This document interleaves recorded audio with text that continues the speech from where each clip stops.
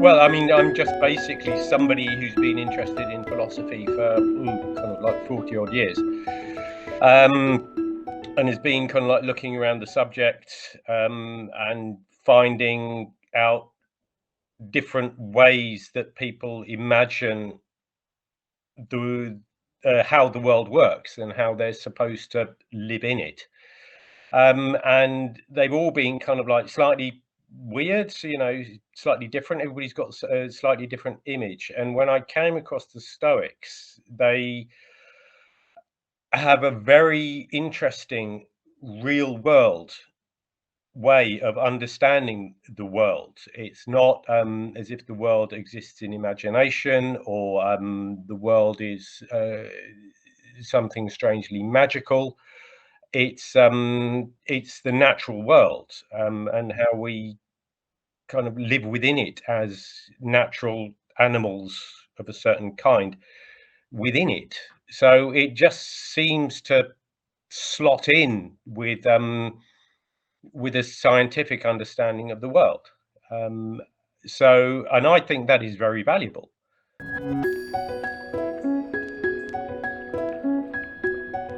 What has happened with philosophy is probably since the Enlightenment is that it's become a question of personal opinion as to what the world is like and what the world is about, which allows people to basically invent almost arbitrarily their own values and their own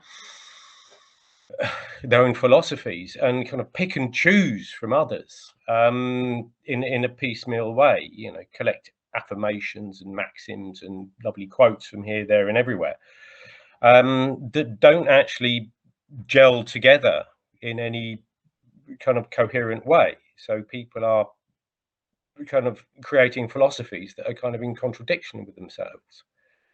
Um, and the Socratic idea is that, and Stoic idea is that to be happy, to live a good life, is to understand the world, and understand your place in it, and to be coherent with it. And that involves being coherent with yourself. So, the idea of an unhappy person is somebody who is in contradiction with themselves because they believe opposite things.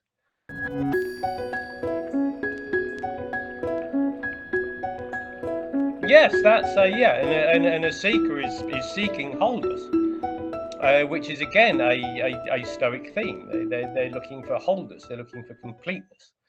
Um, they want everything kind of like working harmoniously in coordination with everything else. So if you like, yes, somebody who is taking, a bit from here, a bit from there, that don't disagree with each other. Yeah, they're creating kind of internal conflicts and tensions, in many senses, within themselves. And the whole idea is, to repeat myself, is to harmonize yourself and harmonize yourself with the world, as it truly is, which is kind of a very unpopular way of looking at things, because people think that, like the chaotic first person view is the authoritative one.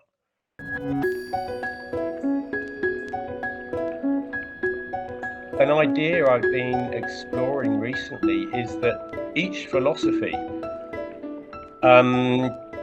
if you take, Stoicism, Marxism, Christianity, Buddhism, you take any philosophy you like, they all have their own fundamental assumptions about what the world is like, how it is constituted, and what human nature is like. And they're all, in a sense, in different universes. It's like science fiction, like Star Trek is not Star Wars, is not pigs in space. Like they're different worlds where different things happen in different ways for different reasons.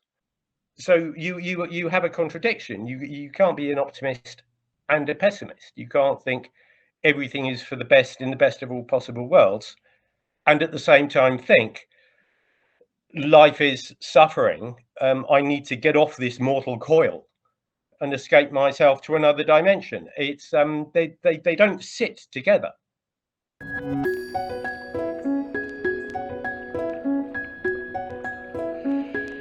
I mean, there's several things there. One is preconceptions. Is that people have already decided that they know what they know, and whether they're a Christian or a Hindu or an atheist or anything. If you say the word God, they know for certain what that means to them. And if you try to convince them that that word means something different to somebody else, they they basically they freeze up, um, because it means, in a sense, kind of like stepping outside their first person world and looking at um, looking at a different scenario.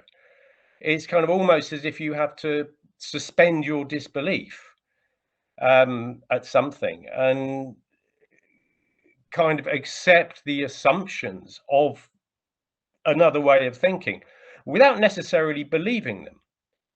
Is that, for instance, I'm not a Christian, never been a Christian, but I was very interested for quite a while in the historical Jesus, who the person was. So you go into kind of like looking at the Gospels and looking at first century Judean history, and Judean theology and everything, to find out how they imagined at the time what they thought what was going on. But you don't have to believe any of it. You see, you just have to kind of like enter into the spirit of the story, and then you can get because it is a story, it's a narrative. Um, get into the spirit of the narrative and understand what people are talking about in their own terms. But if you try and understand them in their own term, when they're speaking in their terms and you're trying to understand it in your terms, you're just going to misunderstand each other. The guy says God, and he thinks it's he's the universe itself, and the other guy says when he hears the word God, he thinks of Jesus. You can't actually communicate at all.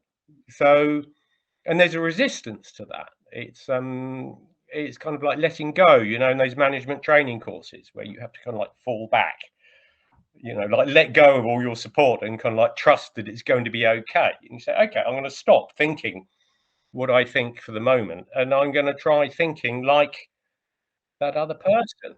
And then it's a narrative. You're moving from Star Trek into Star Wars into, I don't know, think of another science fiction scenario. Like Ursula Le Guin, a favorite of mine. Like you have different worlds where things happen differently. Yeah, empty your cup is another Epictetus thing. Like you can't put something new into your cup if it's already full. It's the other thing he says is, you can't learn something you think you already know. If you already think you know what is right and wrong and what is good and bad, and you've decided, you there isn't a space for being wrong, which is a very Socratic thing. Is kind of like, if I'm wrong, like tell me, please.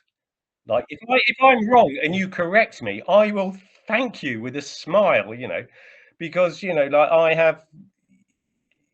have learned something, I have improved, like I have put away a contradiction, and I've found something that makes better sense of the world. But people get defensive. They, if you say, well, I disagree with you, it's as if you've punched them in the face, and you say, no, I'm not attacking you. It's just what you said isn't, and it doesn't gel.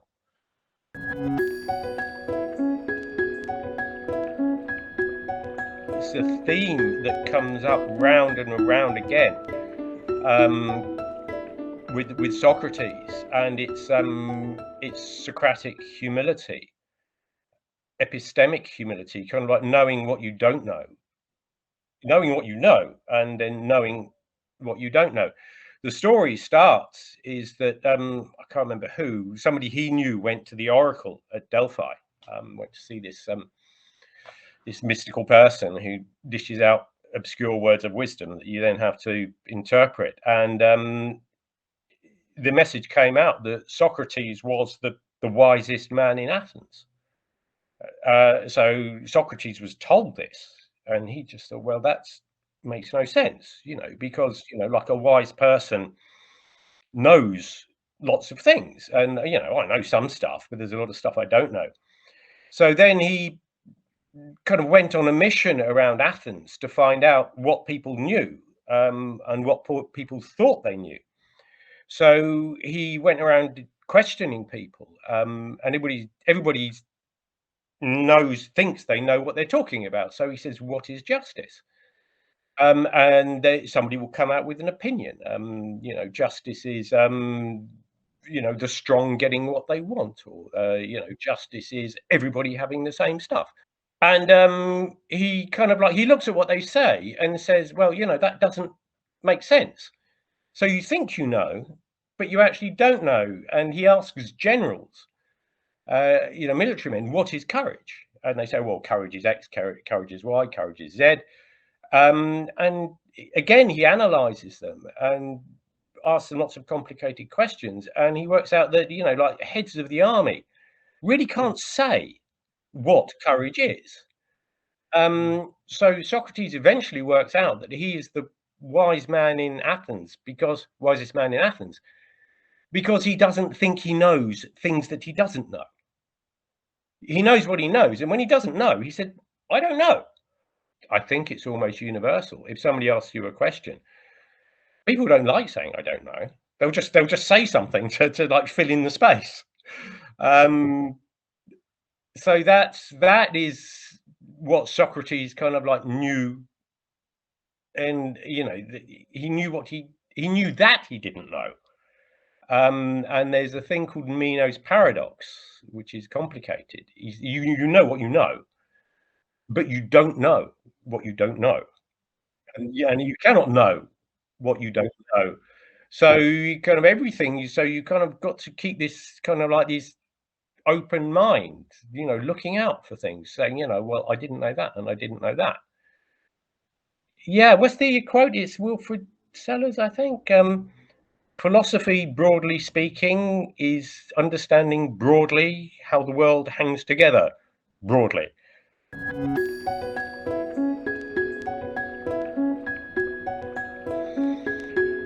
Well, I mean, they're kind of one and they kind of came out of one of the same starting block. They came out of one and the same stable. Is that the people were looking around at the world and they were saying, well, like, how does it work?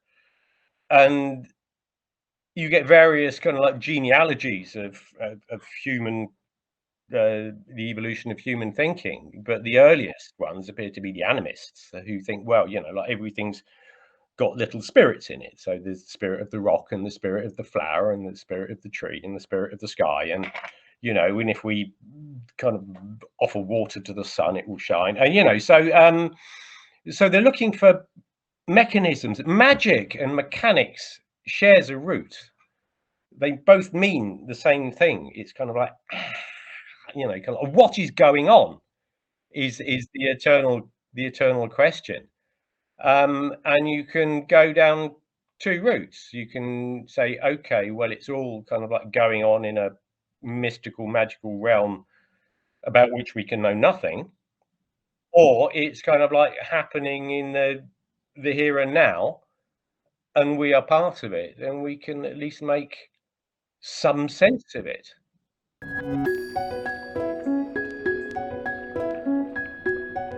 The problem is while you have the similarity with Paraatma, with cosmos, which would be the equivalent, like the unifying order of all things, that fits. But in Stoicism, you don't have this idea of Atman. You don't have this idea of a perennial soul that you have, and in that sense, the Stoics are closer to the Buddhists with the Anatman, where you have kind of like a bundle self that when you die, it just dissipates. It just disappears. Like it melts back into the wax, and maintains no identity.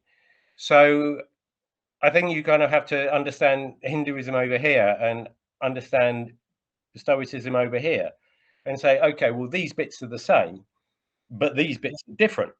And if you want to kind of like mix your I don't know, your curry with your souvlaki or something, like you're going to end up with something that's kind of doesn't fit. That's something incoherent that doesn't taste right. Um, so understand each on their own terms, is what I'm saying.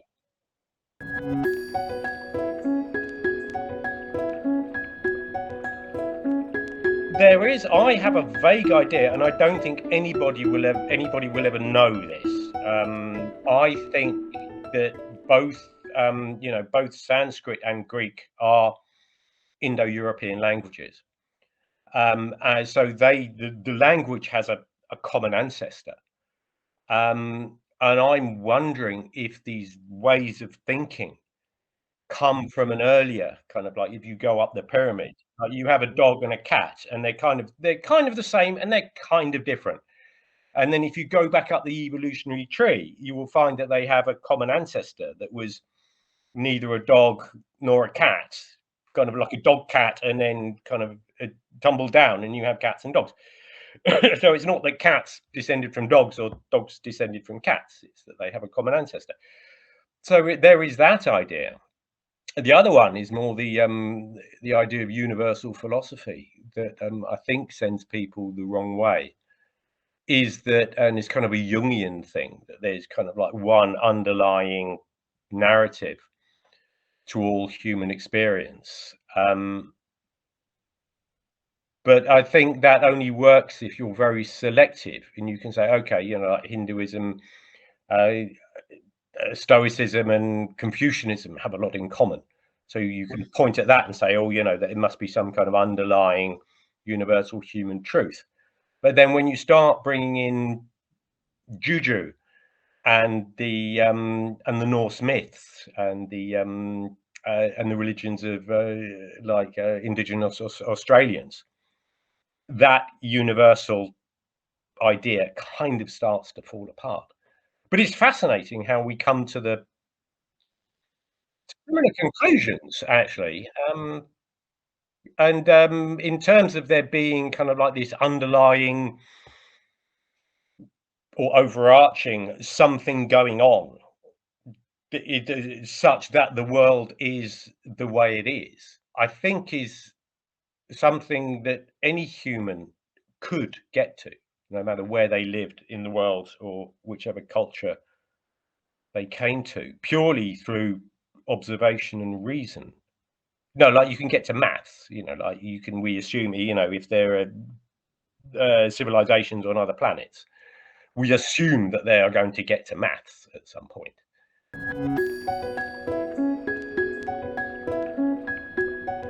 Reason, which is interesting, which is logos, is that, like reason, the ability to think,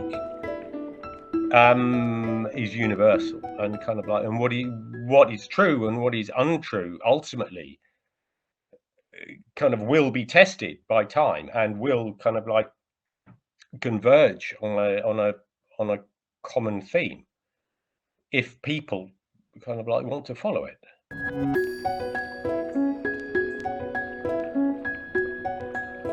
Arete is the translation into English is excellence. It's the same root as aristocracy. The idea used to be that aristocrats were the best, rather than a bunch of feckless, inbred rich people. So it was anything that was excellent. So you could have an excellent sheepdog, or an excellent knife, or like an excellent dam, or like an excellent day. And then you had the ideas of human excellence, which prior to the pre-Socratics, who were the first philosophers, it would be kind of like, if you like, chivalrous values, like the excellent values of a warrior. who would be, like he would be brave, and he would be beautiful, and he would be a poet, and he would be, like an amazing companion. He would just be fantastic at everything he did. And in the Stoic sense, it becomes moral excellence, being the right kind of person.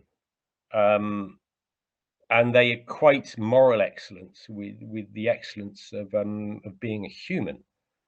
So to be a good human is to be a moral human, which opens up a can of worms as to what morality is. Um, which they, going back to this idea of coherence and harmony, is to be a kind of like an active, positive agent, within the global community of humanity. They, very unusually for the time, they had no idea of either class or racial distinctions, like nothing like castes, and nothing like race. They didn't have that. They said, like a human is a human is a human. You can be a slave from Ethiopia, or you can be like a Chinese emperor, and it's just the same. Guy who, he cleans the toilet for a living can live a better life than an emperor in a palace. Marcus Aurelius has a wonderful thing. He said, "Remember, even in a palace, you can live well." Um, the idea being rich, surrounded by luxury, and being the most powerful man in the world is not conducive at all to living a good life. Like you could veer off in the wrong direction. You could become a Caligula or a Nero, like very quickly. So if you want to be